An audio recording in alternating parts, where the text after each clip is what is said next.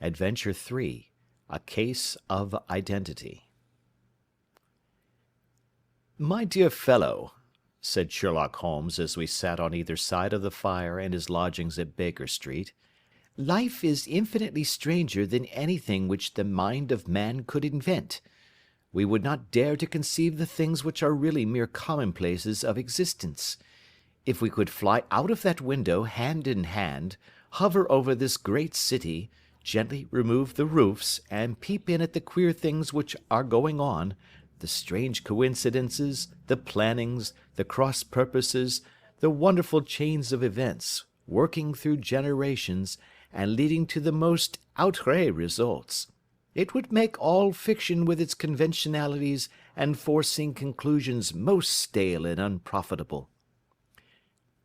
"And yet I am not convinced of it," I answered. "The cases which come to light in the papers are, as a rule, bald enough and vulgar enough. We have in our police reports realism pushed to its extreme limits, and yet the result is, it must be confessed, neither fascinating nor artistic." "A certain selection and discretion must be used in producing a realistic effect," remarked Holmes. "This is wanting in the police report, where more stress is laid, perhaps, upon the platitudes of the magistrate than upon the details, which to an observer contain the vital essence of the whole matter. Depend upon it, there is nothing so unnatural as the commonplace." I smiled and shook my head. "I can quite understand your thinking so," I said. "Of course, in your position of unofficial adviser and helper to everybody who is absolutely puzzled throughout 3 continents, you are brought in contact with all that is strange and bizarre. But here," I picked up the morning paper from the ground, "let us put it to a practical test. Here is the first heading upon which I come: A husband's cruelty to his wife. There is half a column of print, but I know without reading it that it is all perfectly familiar to me. There is, of course, the other woman, the drink, the push, the blow, the bruise, the sympathetic sister or landlady. The crudest of writers could invent nothing more crude." "Indeed, your example is an unfortunate one for your argument," said Holmes, taking the paper and glancing his eye down it. "This is the Dundas separation case, and, as it happens, I was engaged in clearing up some small points in connection with it. The husband was a teetotaler.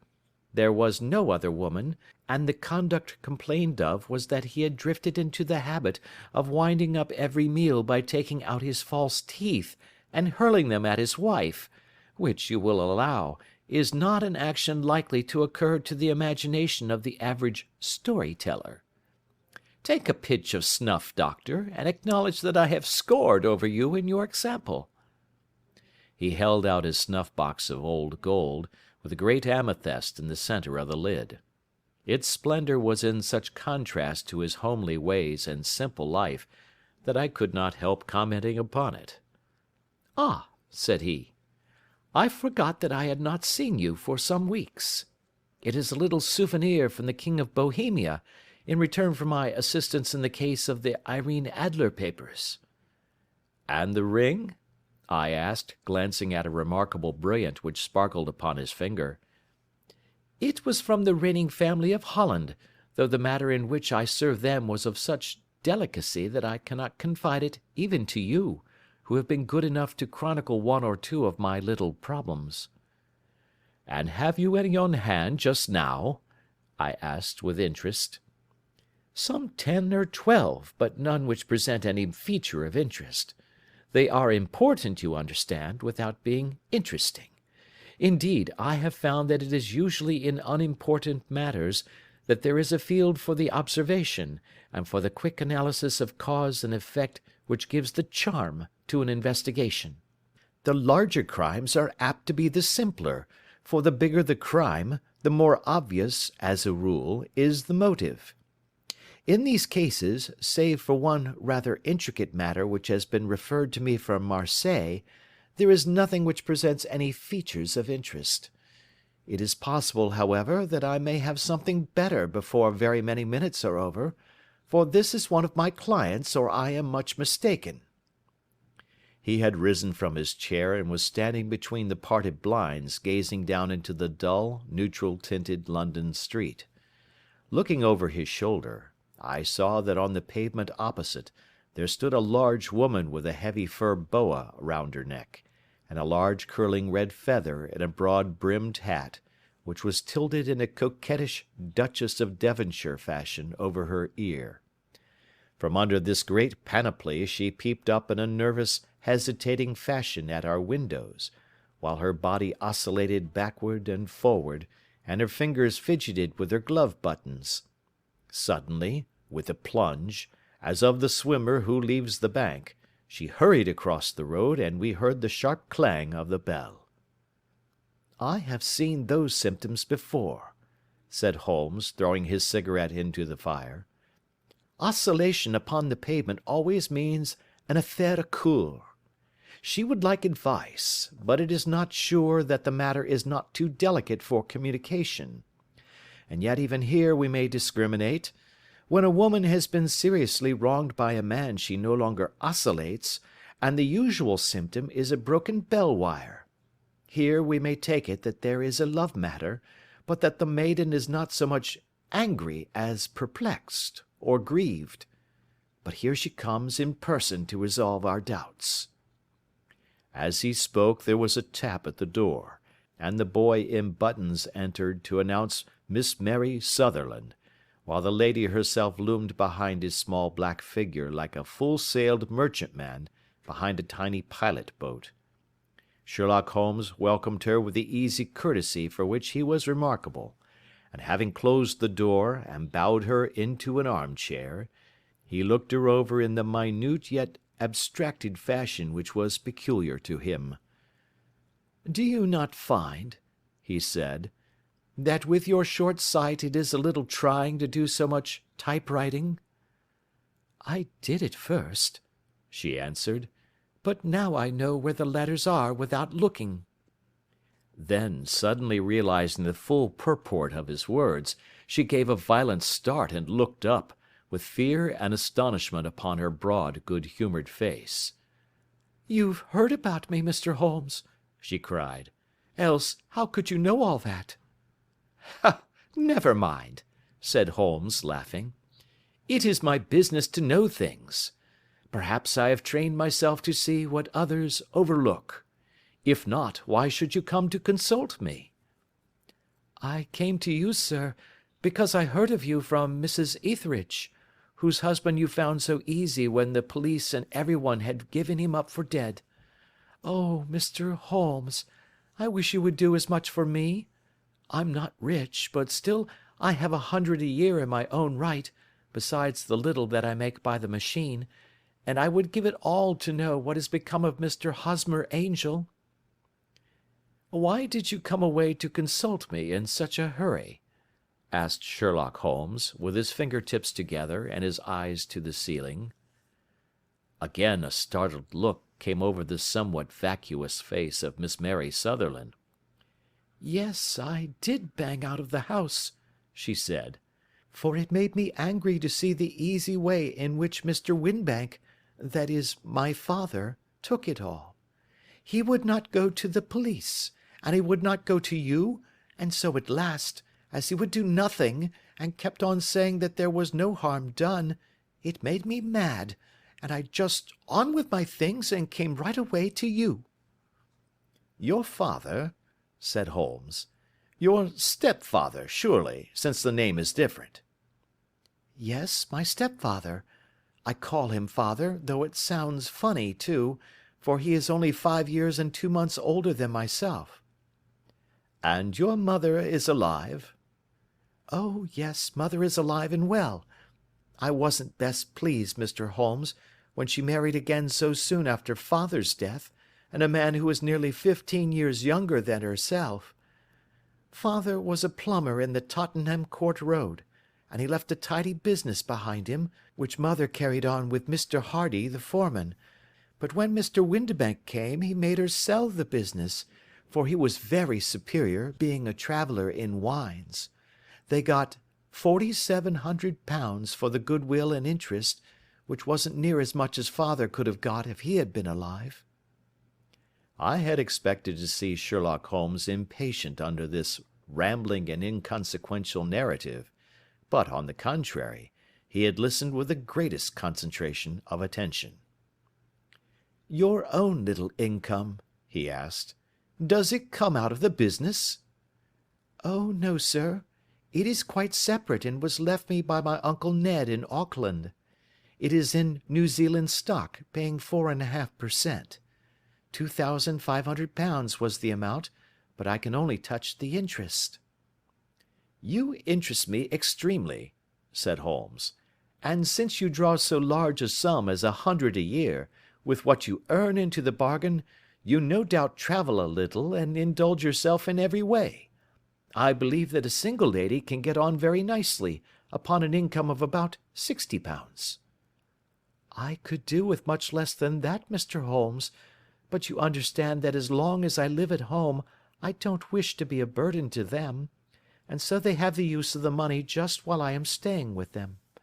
Of course, that is only just for the time. Mr. Windibank draws my interest every quarter and pays it over to mother, and I find that I can do pretty well with what I earn at typewriting. It brings me twopence a sheet, and I can often do from 15 to 20 sheets in a day." "You have made your position very clear to me," said Holmes.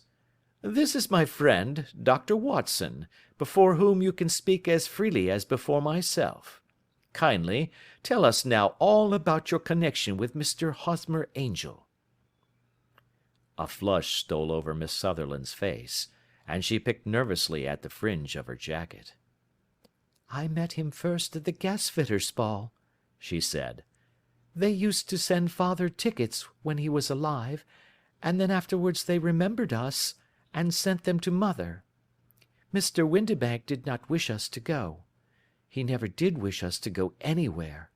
He would get quite mad if I wanted so much as to join a Sunday school treat. But this time I was set on going, and I would go, for what right had he to prevent? He said the folk were not fit for us to know, when all father's friends were to be there, and he said that I had nothing fit to wear, when I had my purple plush that I had never so much as taken out of the drawer. At last, when nothing else would do, he went off to France upon the business of the firm, but we went, mother and I, with Mr. Hardy, who used to be our foreman, and it was there I met Mr. Hosmer Angel." "I suppose," said Holmes, "that when Mr. Windibank came back from France, he was very annoyed at your having gone to the ball." "Oh, well, he was very good about it. He laughed, I remember, and shrugged his shoulders, and said there was no use denying anything to a woman, for she would have her way." "I see. Then at the gasfitters' ball you met, as I understand, a gentleman called Mr. Hosmer Angel." "Yes, sir. I met him that night, and he called next day to ask if we had got home all safe, and after that we met him. That is to say, Mr. Holmes, I met him twice for walks, but after that father came back again, and Mr. Hosmer Angel could not come to the house any more." "No." "Well, you know father didn't like anything of the sort. He wouldn't have any visitors if he could help it, and he used to say that a woman should be happy in her own family circle. But then, as I used to say to mother, a woman wants her own circle to begin with, and I had not got mine yet." "But how about Mr. Hosmer Angel? Did he make no attempt to see you?" "Well, father was going off to France again in a week, and Hosmer wrote and said that it would be safer and better not to see each other until he had gone. We could write in the meantime, and he used to write every day. I took the letters in the morning, so there was no need for father to know." "Were you engaged to the gentleman at this time?" "Oh, yes, Mr. Holmes. We were engaged after the first walk that we took. Hosmer, Mr. Angel, was a cashier in an office in Leadenhall Street, and—" "What office?" "That's the worst of it, Mr. Holmes. I don't know." "Where did he live, then?" He slept on the premises." "And you don't know his address?" "No, except that it was Leadenhall Street." "Where did you address your letters, then?" "To the Leadenhall Street post office, to be left till called for. He said that if they were sent to the office he would be chaffed by all the other clerks about having letters from a lady, so I offered to typewrite them, like he did his, but he wouldn't have that, for he said that when I wrote them they seemed to come from me, but when they were typewritten he always felt that the machine had come between us. That will just show you how fond he was of me, Mr. Holmes, and the little things that he would think of." "It was most suggestive," said Holmes. "It has long been an axiom of mine that the little things are infinitely the most important. Can you remember any other little things about Mr. Hosmer Angel?" "He was a very shy man, Mr. Holmes. He would rather walk with me in the evening than in the daylight, for he said that he hated to be conspicuous. Very retiring and gentlemanly he was. Even his voice was gentle. He'd had the quinsy and swollen glands when he was young, he told me, and it had left him with a weak throat and a hesitating, whispering fashion of speech. He was always well dressed, very neat and plain, but his eyes were weak just as mine are, and he wore tinted glasses against the glare." "Well, and what happened when Mr. Windibank, your stepfather, returned to France?" "Mr. Hosmer Angel came to the house again, and proposed that we should marry before father came back. He was in dreadful earnest, and made me swear, with my hands on the testament, that whatever happened I would always be true to him. Mother said he was quite right to make me swear, and that it was a sign of his passion. Mother was all in his favour from the first, and was even fonder of him than I was. Then, when they talked of marrying within the week, I began to ask about father, but they both said never to mind about father, but just to tell him afterwards, and mother said she would make it all right with him. I didn't quite like that, Mr. Holmes. It seemed funny that I should ask his leave, as he was only a few years older than me, but I didn't want to do anything on the sly, so I wrote to father at Bordeaux, where the company has its French offices, but the letter came back to me on the very morning of the wedding." "It missed him, then?" "Yes, sir, for he had started to England just before it arrived." "Ha! That was unfortunate. Your wedding was arranged, then, for the Friday. Was it to be in church?" "Yes, sir, but very quietly. It was to be at St. Saviour's, near King's Cross, and we were to have breakfast afterwards at the St. Pancras Hotel. Hosmer came for us in a hansom, but as there were two of us, he put us both into it and stepped himself into a four-wheeler, which happened to be the only other cab in the street. We got to the church first, and when the four-wheeler drove up we waited for him to step out, but he never did, and when the cabman got down from the box and looked, there was no one there. The cabman said that he could not imagine what had become of him, for he had seen him get in with his own eyes. That was last Friday, Mr. Holmes, and I have neither seen nor heard anything since then to throw any light upon what has become of him." "It seems to me that you have been very shamefully treated," said Holmes. "Oh, no, sir. He was too good and kind to leave me so. Why, all the morning he was saying to me that, whatever happened, I was to be true, and that even if something quite unforeseen occurred to separate us, I was always to remember that I was pledged to him, and that he would claim his pledge sooner or later. It seemed strange talk for a wedding morning, but what has happened since gives a meaning to it." "Most certainly it does. Your own opinion is, then, that some unforeseen catastrophe has occurred to him?" "Yes, sir. I believe that he foresaw some danger, or else he would not have talked so, and then I think that what he foresaw happened." "But you have no notion as to what it could have been?" "None." "One more question. How did your mother take the matter?" "She was angry, and said that I was never to speak of the matter again." "And your father? Did you tell him?" "Yes, and he seemed to think, with me, that something had happened, and that I should hear of Hosmer again. As he said, what interest could anyone have in bringing me to the doors of the church, and then leaving me?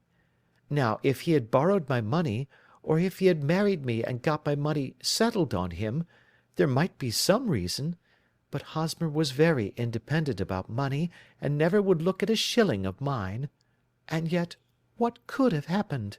And why could he not write? Oh, it drives me half mad to think of it, and I can't sleep a wink at night." She pulled a little handkerchief out of her muff, and began to sob heavily into it. "I shall glance into the case for you," said Holmes, rising, "and I have no doubt that we shall reach some definite result. Let the weight of the matter rest upon me now, and do not let your mind dwell upon it further. Above all, try to let Mr. Hosmer Angel vanish from your memory, as he has done from your life." "Then you don't think I'll see him again?" "I fear not." "Then what has happened to him?" "You will leave that question in my hands. I should like an accurate description of him, and any letters of his which you can spare." "I advertised for him in last Saturday's Chronicle," said she. "Here is the slip, and here are 4 letters from him." "Thank you. And your address?" "Number 31 Lion Place, Camberwell." "Mr. Angel's address you never had, I understand. Where is your father's place of business?" "He travels for Westhouse and Marbank, the great claret importers of Fenchurch Street." "Thank you. You have made your statement very clearly. You will leave the papers here, and remember the advice which I have given you.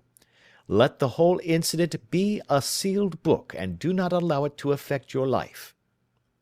"You are very kind, Mr. Holmes, but I cannot do that. I shall be true to Hosmer.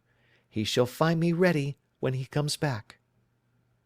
For all the preposterous hat and the vacuous face, there was something noble in the simple faith of our visitor which compelled our respect. She laid her little bundle of papers upon the table and went her way, with a promise to come again whenever she might be summoned. Sherlock Holmes sat silent for a few minutes with his finger-tips still pressed together, his legs stretched out in front of him, and his gaze directed upward to the ceiling. Then he took down from the rack the old and oily clay pipe which was to him as a counsellor, and, having lit it, he leaned back in his chair, with the thick blue cloud wreaths spinning up from him, and a look of infinite languor in his face. "Quite an interesting study, that maiden," he observed. "I found her more interesting than her little problem, which, by the way, is rather a trite one. You will find parallel cases, if you consult my index, in Andover in '77, and there was something of the sort at The Hague last year. Old as is the idea, however, there were 1 or 2 details which were new to me, but the maiden herself was most instructive." "You appeared to read a good deal upon her which was quite invisible to me," I remarked. "Not invisible, but unnoticed, Watson. You did not know where to look, and so you missed all that was important. I can never bring you to realize the importance of sleeves, the suggestiveness of thumbnails, or the great issues that may hang from a bootlace. Now, what did you gather from that woman's appearance? Describe it." "Well, she had a slate-coloured, broad-brimmed straw hat, with a feather of a brickish red. Her jacket was black, with black beads sewn upon it, and a fringe of little black jet ornaments. Her dress was brown, rather darker than coffee colour, with a little purple plush at the neck and sleeves. Her gloves were greyish and were worn through at the right forefinger. Her boots I didn't observe. She had small, round, hanging gold earrings, and a general air of being fairly well-to-do in a vulgar, comfortable, easy-going way." Sherlock Holmes clapped his hands softly together and chuckled. "'Pon my word, Watson, you are coming along wonderfully. You have really done very well indeed.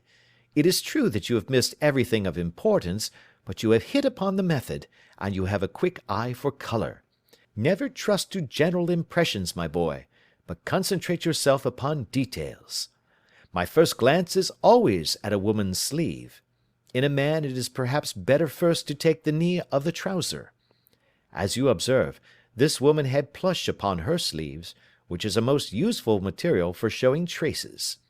The double line a little above the wrist, where the typewriter presses against the table, was beautifully defined. The sewing machine, of the hand type, leaves a similar mark, but only on the left arm, and on the side of it farthest from the thumb, instead of being right across the broadest part, as this was. I then glanced at her face, and, observing the dint of a pince-nez at either side of her nose, I ventured to remark upon short sight in typewriting, which seemed to surprise her. It surprised me. But surely it was obvious. I was then much surprised and interested on glancing down to observe that, though the boots which she was wearing were not unlike each other, they were really odd ones, the one having a slightly decorated toe cap, and the other a plain one. One was buttoned only in the 2 lower buttons out of 5, and the other at the 1st, 3rd, and 5th. Now, when you see that a young lady, otherwise neatly dressed, has come away from home with odd boots, half buttoned, it is no great deduction to say that she came away in a hurry. And what else? I asked, keenly interested, as I always was, by my friend's incisive reasoning. I noted, in passing, that she had written a note before leaving home, but after being fully dressed. You observed that her right glove was torn at the forefinger, but you did not apparently see that both glove and finger were stained with violet ink. She had written in a hurry and dipped her pen too deep. It must have been this morning, or the mark would not remain clear upon the finger. All this is amusing, though rather elementary. But I must go back to business, Watson. Would you mind reading me the advertised description of Mr. Hosmer Angel? I held the little printed slip to the light. Missing, it said, on the morning of the 14th, a gentleman named Hosmer Angel, about 5 feet 7 inches in height, strongly built, sallow complexion, black hair, a little bald in the centre, bushy, black side whiskers and moustache, tinted glasses, slight infirmity of speech, was dressed when last seen in black frock-coat faced with silk, black waistcoat, gold Albert chain, and grey Harris tweed trousers, with brown gaiters over elastic-sided boots, known to have been employed in an office in Leadenhall Street. Anybody bringing— "That will do," said Holmes. "As to the letters," he continued, glancing over them, "they are very commonplace. Absolutely no clue in them to Mr. Angel, save that he quotes Balzac once. There is one remarkable point, however, which will no doubt strike you." "They are typewritten," I remarked. "Not only that, but the signature is typewritten. Look at the neat little Hosmer Angel at the bottom. There is a date, you see, but no superscription except Leadenhall Street, which is rather vague. The point about the signature is very suggestive. In fact, we may call it conclusive." "Of what?"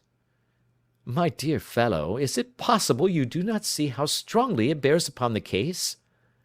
"I cannot say that I do, unless it were that he wished to be able to deny his signature if an action for breach of promise were instituted." "No, that was not the point. However, I shall write 2 letters, which should settle the matter.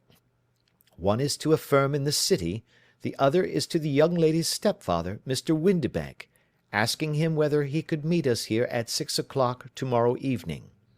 It is just as well that we should do business with the male relatives. And now, doctor, we can do nothing until the answers to those letters come, so we may put our little problem upon the shelf for the interim." I had had so many reasons to believe in my friend's subtle powers of reasoning and extraordinary energy in action, that I felt that he must have some solid grounds for the assured and easy demeanour with which he treated the singular mystery which he had been called upon to fathom. Once only had I known him to fail, in the case of the King of Bohemia and the Irene Adler photograph. But when I looked back to the weird business of the sign of 4, and the extraordinary circumstances connected with the study in scarlet, I felt that it would be a strange tangle indeed which he could not unravel. I left him then, still puffing at his black clay pipe, with the conviction that when I came again on the next evening, I would find that he held in his hands all the clues which would lead up to the identity of the disappearing bridegroom of Miss Mary Sutherland. A professional case of great gravity was engaging my own attention at the time, and the whole of next day I was busy at the bedside of the sufferer. It was not until close upon 6 o'clock that I found myself free, and was able to spring into a hansom and drive to Baker Street, half afraid that I might be too late to assist at the dénouement of the little mystery. I found Sherlock Holmes alone, however, half asleep, with his long, thin form curled up in the recesses of his armchair. A formidable array of bottles and test tubes, with the pungent, cleanly smell of hydrochloric acid, told me that he had spent his day in the chemical work which was so dear to him. "Well, have you solved it?" I asked as I entered. "Yes, it was the bisulfate of baryta." "No, no, the mystery!" I cried. "Oh, that! I thought of the salt that I had been working upon. There was never any mystery in the matter, though, as I said yesterday, some of the details are of interest. The only drawback is that there is no law, I fear, that can touch the scoundrel." "Who was he, then, and what was his object in deserting Miss Sutherland?" The question was hardly out of my mouth, and Holmes had not yet opened his lips to reply, when we heard a heavy footfall in the passage, and a tap at the door. "This is the girl's stepfather, Mr. James Windibank," said Holmes. "He has written to me to say that he would be here at 6. Come in." The man who entered was a sturdy, middle-sized fellow, some 30 years of age, clean-shaven, and sallow-skinned, with a bland, insinuating manner, and a pair of wonderfully sharp and penetrating grey eyes. He shot a questioning glance at each of us, placed his shiny top-hat upon the sideboard, and with a slight bow sidled down into the nearest chair. "Good evening, Mr. James Windibank," said Holmes. "I think that this typewritten letter is from you, in which you have made an appointment with me for 6 o'clock?" "Yes, sir. I am afraid that I am a little late, but I am not quite my own master, you know. I am sorry that Miss Sutherland has troubled you about this little matter, for I think it is far better not to wash linen of the sort in public. It was quite against my wishes that she came, but she is a very excitable, impulsive girl, as you may have noticed, and she is not easily controlled when she has made up her mind on a point. Of course, I did not mind you so much, as you are not connected with the official police, but it is not pleasant to have a family misfortune like this noised abroad. Besides, it is a useless expense, for how could you possibly find this Hosmer Angel?" "On the contrary," said Holmes quietly, "I have every reason to believe that I will succeed in discovering Mr. Hosmer Angel." Mr. Windibank gave a violent start and dropped his gloves. "I am delighted to hear it," he said. "It is a curious thing," remarked Holmes, "that a typewriter has really quite as much individuality as a man's handwriting. Unless they are quite new, no two of them write exactly alike. Some letters get more worn than others, and some wear only on one side. Now, you remark in this note of yours, Mr. Windibank, that in every case there is some little slurring over of the E, and a slight defect in the tail of the R. There are 14 other characteristics, but those are the more obvious." "We do all our correspondence with this machine at the office, and no doubt it is a little worn," our visitor answered, glancing keenly at Holmes with his bright little eyes. "And now I will show you what is really a very interesting study, Mr. Windibank," Holmes continued. I think of writing another little monograph some of these days on the typewriter and its relation to crime. It is a subject to which I have devoted some little attention. I have here 4 letters which purport to come from the missing man. They are all typewritten. In each case, not only are the E's slurred and the R's tailless, but you will observe, if you care to use my magnifying lens, that the 14 other characteristics to which I have alluded are there as well. Mr. Windibank sprang out of his chair and picked up his hat. "I cannot waste time over this sort of fantastic talk, Mr. Holmes," he said. "If you can catch the man, catch him, and let me know when you have done it." "Certainly," said Holmes, stepping over and turning the key in the door. "I let you know then that I have caught him." "What? Where?" shouted Mr. Windibank, turning white to his lips and glancing about him like a rat in a trap. "Oh, it won't do. Really it won't," said Holmes suavely. "There is no possible getting out of it, Mr. Windibank. It is quite too transparent, and it was a very bad compliment when you said that it was impossible for me to solve so simple a question. That's right. Sit down and let us talk it over." Our visitor collapsed into a chair, with a ghastly face and a glitter of moisture on his brow.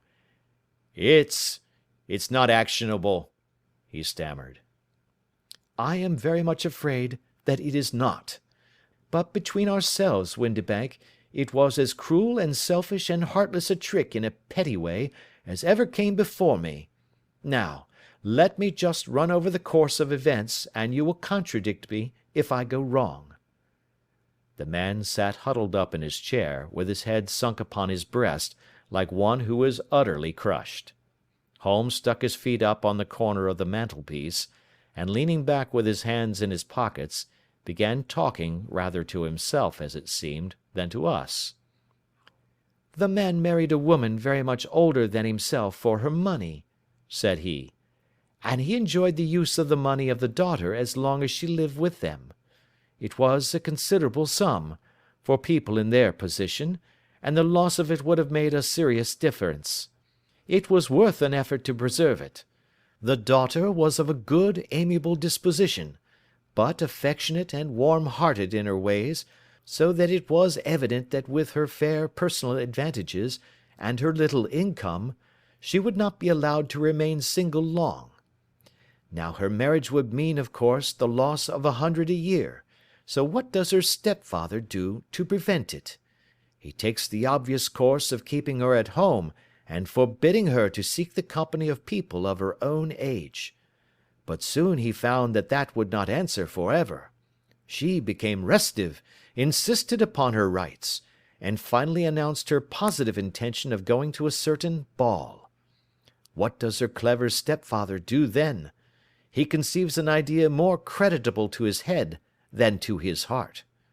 With the connivance and assistance of his wife, he disguised himself, covered those keen eyes with tinted glasses, masked the face with a moustache and a pair of bushy whiskers, sunk that clear voice into an insinuating whisper, and doubly secure on account of the girl's short sight, he appears as Mr. Hosmer Angel, and keeps off other lovers by making love himself." "It was only a joke at first," groaned our visitor. "We never thought that she would have been so carried away." "Very likely not. However that may be, the young lady was very decidedly carried away, and having quite made up her mind that her stepfather was in France, the suspicion of treachery never for an instant entered her mind. She was flattered by the gentleman's attentions, and the effect was increased by the loudly expressed admiration of her mother. Then Mr. Angel began to call, for it was obvious that the matter should be pushed as far as it would go, if a real effect were to be produced. There were meetings, and an engagement, which would finally secure the girl's affections from turning towards any one else. But the deception could not be kept up for ever. These pretended journeys to France were rather cumbrous. The thing to do was clearly to bring the business to an end in such a dramatic manner that it would leave a permanent impression upon the young lady's mind, and prevent her from looking upon any other suitor for some time to come. Hence those vows of fidelity exacted upon a testament, and hence also the allusions to a possibility of something happening on the very morning of the wedding. James Windibank wished Miss Sutherland to be so bound to Hosmer Angel, and so uncertain as to his fate, that for 10 years to come, at any rate, she would not listen to another man. As far as the church door he brought her, and then, as he could go no farther, he conveniently vanished away by the old trick of stepping in at one door of a four-wheeler, and out at the other. I think that was the chain of events, Mr. Windibank." Our visitor had recovered something of his assurance while Holmes had been talking, and he rose from his chair now with a cold sneer upon his pale face. "It may be so, or it may not, Mr. Holmes," said he. "But if you are so very sharp, you ought to be sharp enough to know that it is you who are breaking the law now, and not me. I have done nothing actionable from the first, but as long as you keep that door locked, you lay yourself open to an action for assault and illegal constraint." "The law cannot, as you say, touch you," said Holmes, unlocking and throwing open the door. "Yet there never was a man who deserved punishment more.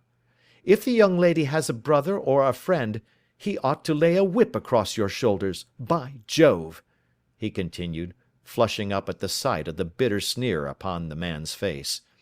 "It is not part of my duties to my client, but here's a hunting crop handy, and I think I shall just treat myself to—" He took 2 swift steps to the whip, but before he could grasp it there was a wild clatter of steps upon the stairs, the heavy hall door banged, and from the window we could see Mr. James Windibank running at the top of his speed down the road. "There's a cold-blooded scoundrel," said Holmes, laughing, as he threw himself down into his chair once more. "That fellow will rise from crime to crime until he does something very bad and ends on a gallows. The case has, in some respects, been not entirely devoid of interest." "I cannot now entirely see all the steps of your reasoning," I remarked. "Well, of course it was obvious from the first that this Mr. Hosmer Angel must have some strong object for his curious conduct, and it was equally clear that the only man who really profited by the incident, as far as we could see, was the stepfather. Then the fact that the 2 men were never together, but that the one always appeared when the other was away, was suggestive. So were the tinted spectacles and the curious voice, which both hinted at a disguise, as did the bushy whiskers. My suspicions were all confirmed by his peculiar action in typewriting his signature, which, of course, inferred that his handwriting was so familiar to her that she would recognize even the smallest sample of it. You see, all these isolated facts, together with many minor ones, all pointed in the same direction." "And how did you verify them?" "Having once spotted my man, it was easy to get corroboration. I knew the firm for which this man worked. Having taken the printed description, I eliminated everything from it which could be the result of a disguise, the whiskers, the glasses, the voice, and I sent it to the firm, with a request that they would inform me whether it answered to the description of any of their travellers. I had already noticed the peculiarities of the typewriter, and I wrote to the man himself at his business address, asking him if he would come here. As I expected, his reply was typewritten, and revealed the same trivial but characteristic defects. The same post brought me a letter from Westhouse and Marbank, of Fenchurch Street, to say that the description tallied in every respect with that of their employee, James Windibank. Voilà tout." "And Miss Sutherland?" "If I tell her she will not believe me. You may remember the old Persian saying, 'There is danger for him who taketh the tiger cub, and danger also for whoso snatches a delusion from a woman.' There is as much sense in Hafiz as in Horace, and as much knowledge of the world." End of Adventure 3.